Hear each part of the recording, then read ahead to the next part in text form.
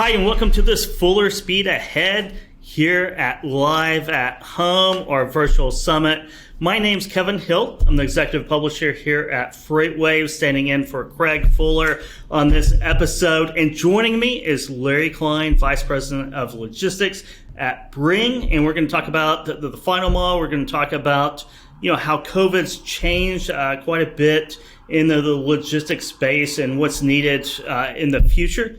And Larry, thanks for joining me today. Kevin, thanks for having me. Good to be here. And Larry, you have 20 years of experience in logistics, in sales and operations with R.R. Donnelley, Echo, and a number of other places. What brought you to Bringg? Oh, that's a great question. I really was interested I could see what was happening in the final mile in terms of just the sheer amount of volume headed that way. This was well before COVID, but you could see the importance of it. You could see how much companies were focusing on it. I was actually helping run a final mile business at the time. And I could also see that a lot of the legacy technologies that had been launched, say in the last 10, 15, 20 years, were probably not built for what was coming. I had been introduced to Bringg earlier in my career. I met their original founder at a conference, and long story short, reached out to them and really loved kind of where they positioned themselves and ourselves in the space. Of helping companies, both shippers and logistics organizations, really provide visibility and experience through the final mile that you really hadn't seen before in the marketplace. So that's what really attracted me to them. So I've been with Bringg about 2.5 years. So Larry, let's talk about the last year, 15 months, and the disruption that the logistics space and in retail, e-commerce, final mile, kind of all through the supply chain is seen quite a bit of disruption because of COVID, and generated some new trends. So that brings a lot of uncertainty to the area, to the market. To delivery of goods. What are your thoughts on that? Yeah, I think the big thing that we saw, and again, across shippers and logistics providers, is just the struggle to scale, right? I think it's what's amazing to me is even if you look at the biggest of the big, right? You look at UPS, you look at FedEx or USPS or even Amazon, even those world-class companies had a tough time scaling for this unpredictable amount of volume. And like I said, not only are they world class, but they have unbelievable infrastructure. They're really good at what they do, right? So that's the best of the best. Now you kind of take the step down in terms of size and sophistication, and it was this double-edged sword of the opportunities were immense, right? So many logistics providers were being presented with growth opportunities they had never seen before, with either with their current customers or with new customers. And I think many of them came out of this understanding is that their business, both from a business process perspective and also from a tech perspective, were really not built or prepared to kind of handle that kind of volume efficiently, right? You can handle almost anything by throwing people at it. It's not overly sustainable. It's not overly profitable. But I think this really kind of showed where the industry was headed, and if they wanted to be players, and if they wanted to be able to accommodate this level of growth, they had to do a little rethinking of how they run their business and where they invest in terms of tech. You talked about scale there, and that's a really interesting angle for everything. And you said you can just throw, oftentimes you can throw people at a problem. It's not the most efficient. When companies need to scale up in this way, what are some of the key criteria that they need to think about, especially when it comes to technology and the needs of both their vendors and their customers as well? Yeah, and I'd probably I'd put a third category in there between vendors and customers, and I'd say they're employees, and maybe a fourth if their drivers are not employees, right? It's really um, the, what we saw was companies once they kind of took that initial punch, um, really trying to figure out, okay, where are we manual? Where are we really struggling? Um, is it processing orders? Is it visibility? Are we getting inundated in the call center? Are our drivers struggling because they're doing more than they ever have done before? Are our employees having a difficult time doing their job because they just don't have data and information at their fingertips in real time? And I think as you see the scale ramp up, what was a small problem in the past becomes a large issue, and people got frustrated. I mean, if your where are my order calls increase dramatically and you don't have access to that information, it becomes a very frustrating environment for employees to exist in.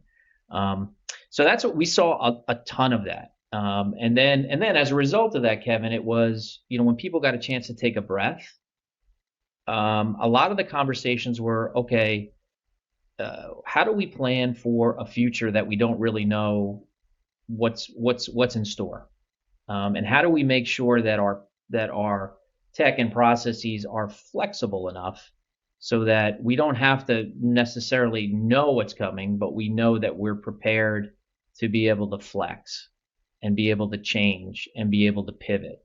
And I think that was the big learning coming out of COVID, especially for logistics providers.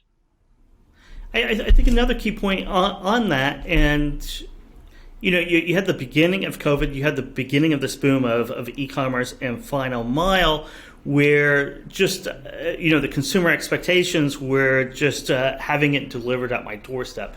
I think that's changed too over the course of the last year, and maybe I know it from firsthand experience, maybe not, but expectations certainly have changed. It's now you demand quick delivery, right? Since in the early days, 2 days, 3 days, 4 days, we understand that everything is tight right now and emergency supplies have to go out.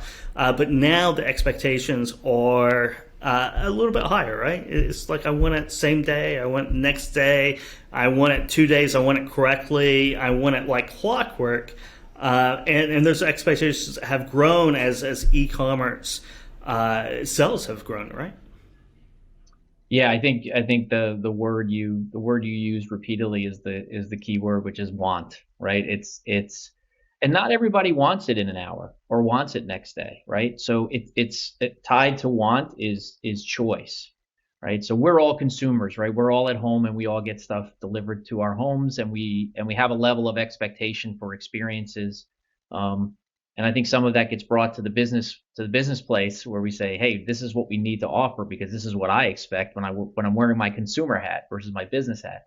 But so that's a great point, right? When we talked about flexibility and we talked about being prepared, nobody knows, and I'll use Amazon as an example. Nobody knows where Amazon is going to drive delivery, right? You can guess, and you could say it's not going to get slower. But you're not 100% sure like what the expectations are going to be in 6 months to a year to 2 years, right? The world it's going to change, and pendulums can swing either way. And so again, back to being prepared, it's what if you have large opportunities as a logistics provider where your customer, which is the shipper, wants to offer 2-hour delivery, but what if they want you to aggregate and offer next day or 2-day at a reduced price point?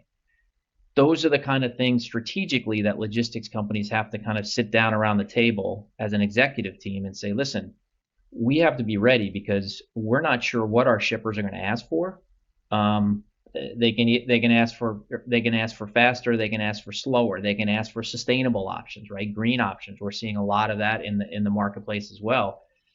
We have to be prepared to be flexible, right? We have to be prepared to be able to say that's not okay. We can take a bunch of people and kind of create a separate business over here and just run it. We have to kind of meld that into our day-to-day operations, but do that at scale. And when you can do that, that's when you can actually run profitably and give your employees and drivers all the tools they need to be successful.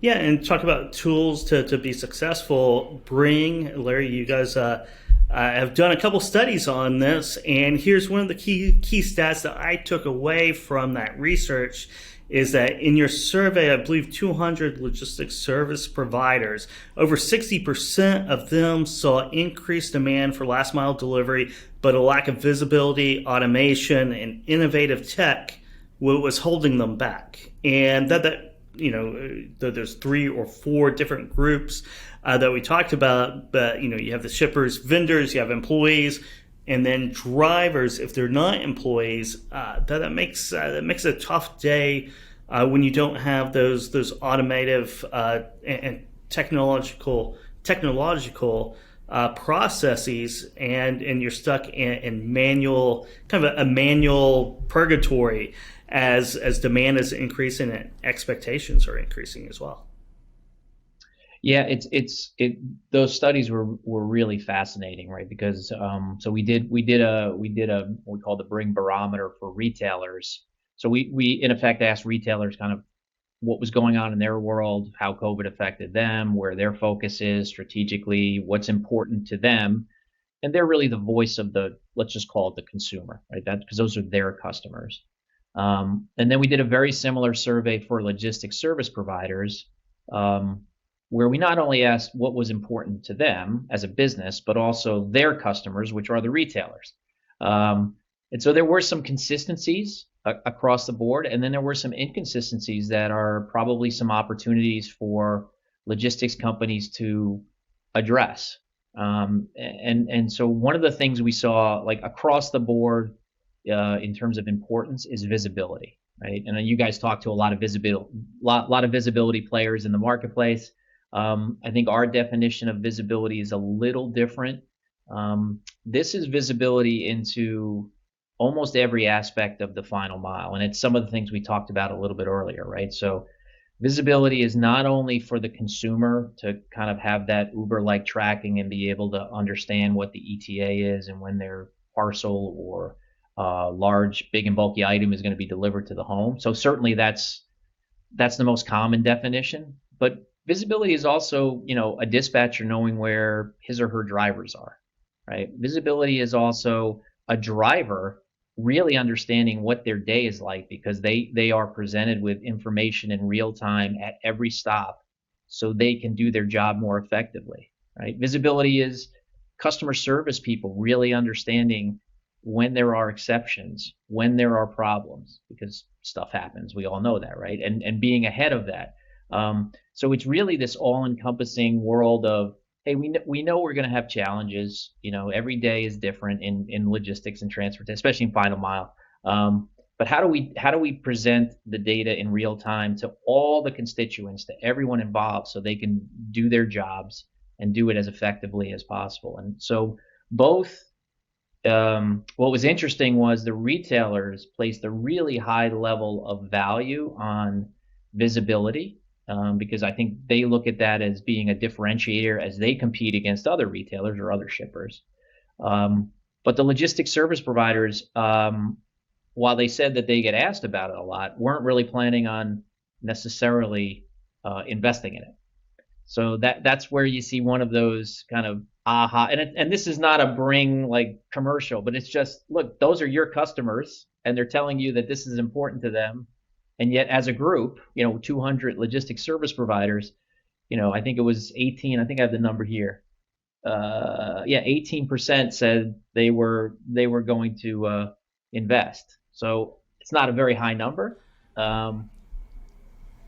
Yeah, so we were talking like 4 out of 5 LSPs, logistics service providers, aren't planning to invest in more visibility throughout the entire process. And you hit the nail right on the head. It's not all about where it is on the truck, on the road, but it is from the warehouse picking or the order execution to the warehouse picking, all the way through to the truck on the end.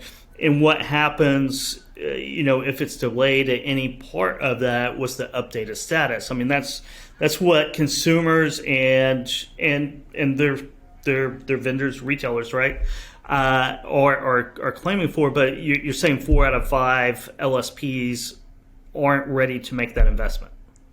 Correct. Yeah, they're not ready to make that investment. So what does that tell you about? Yeah, I mean, what does that? What do you infer from that? I think it's a couple of things. I think there's, as with anything else, it's education. It's also incumbent upon technology providers to really show the value and help logistics providers build the business case. Right. This isn't just about selling tech. It's about, well, what is, if you had this level of visibility, what do your employees get to do? How do you drive waste out of your, we talked about the manual processes before.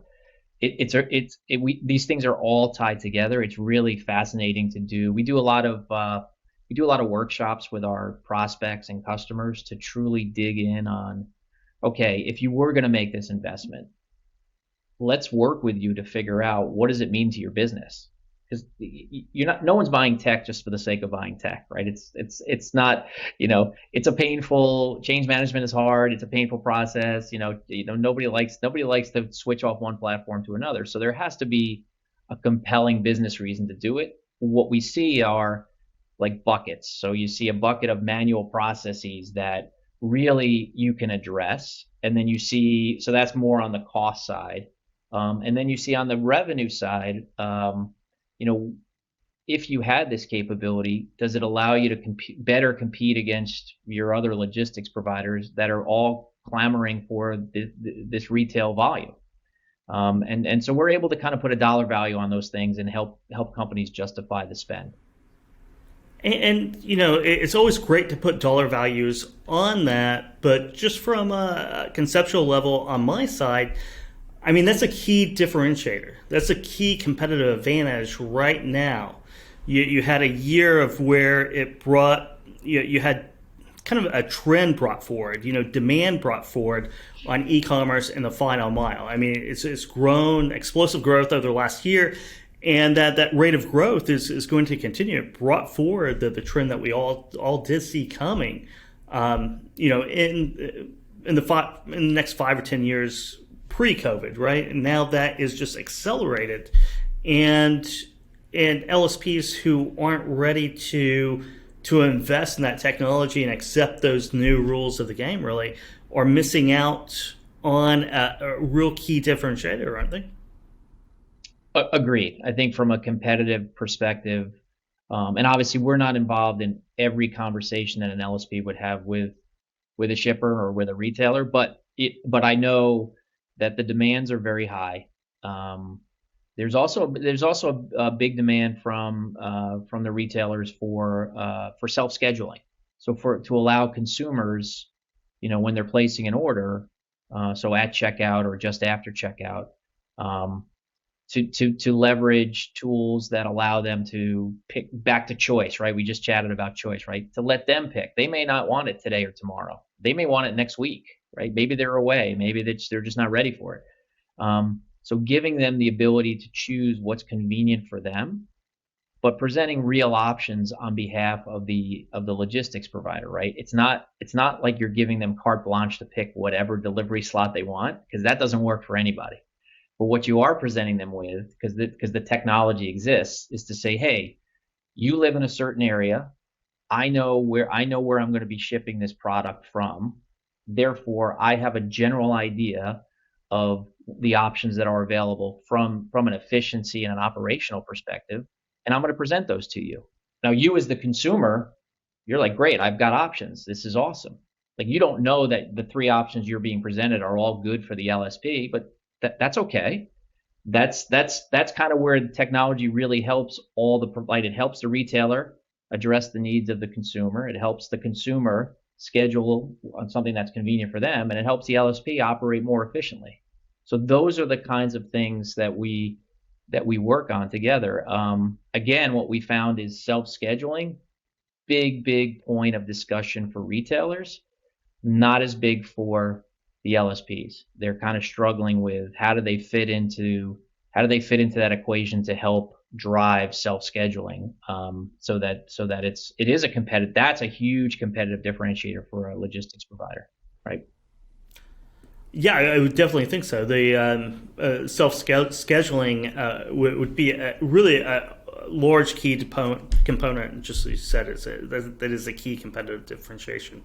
We've been talking about technology. Let's pivot back over to drivers and talk about trends in the driver world. And you pointed out a couple times, and if we can dive into this a little bit deeper. The difference between drivers, if they're employees or they're contractors. Where do you see the trends in the final mile between those two different classifications? Yeah, the final mile is an interesting place for the driver community. So you do have employee drivers, you do have independent contractors, you have outsourced master contractors, you have outsourced agents, you have outsourced to crowdsourced organizations. So there's a pretty big mix of driver models in the logistics space. Most of the companies we talk to are running an IC model for the most part. Some are running their own employees, but most are running ICs.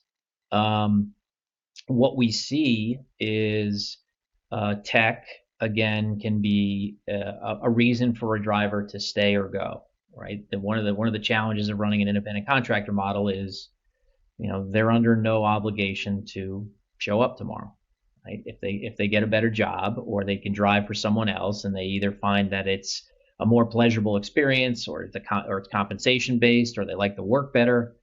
So you're competing consistently to attract and retain drivers, right? It's an everyday thing. And obviously we don't address all of the components that go into whether a driver does or doesn't want to drive for a logistics provider. But one of the things that we do is really have a focus on driver experience and what the driver does during the day, and how can we facilitate a driver being more efficient. The beautiful thing about the IC model is the more efficient you are as a driver, the more money you can make. Right. So technology really aligns with that very well. Right. If a driver typically can do, I'm just going to pick a number, 30 stops a day, and just by routing and optimization, just by presenting them with really good data at delivery, so they can get in and out of their stops faster. If they can do more stops per day in the same amount of time, that's money in their pocket, and therefore, as a result, they would be more inclined to stay working for that logistics provider. So that's where tech kind of supports that, and that visibility, that concept of visibility. I mean, imagine if you're a driver and you show up to a delivery and you have no idea what the requirements are, or you're not sure, or it's not updated, or something happened 2 minutes ago, a communication happened 2 minutes ago, and you weren't made aware of it.